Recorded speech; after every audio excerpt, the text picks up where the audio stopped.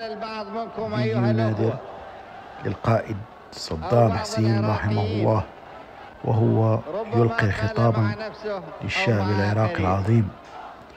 رحم الله الفقيد صدام حسين وأسكنه فسيح جناته.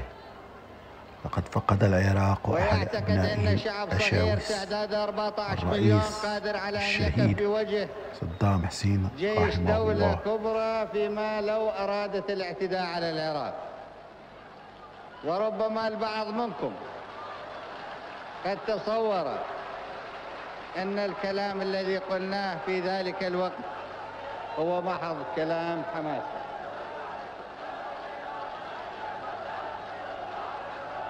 ولكن جاءت الحقائق أيها العراقيين ومبادئ العراقيين، وأن العراق قد وضع نفسه في خدمة الأمة العربية في كل المجالات والميادين.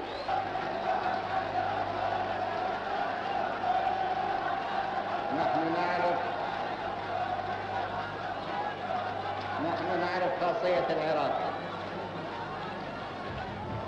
ومن خاصيته أنه عندما يمنح ولاءه يمنحه بعد أن يقرر هذا عقليا وقلبيا،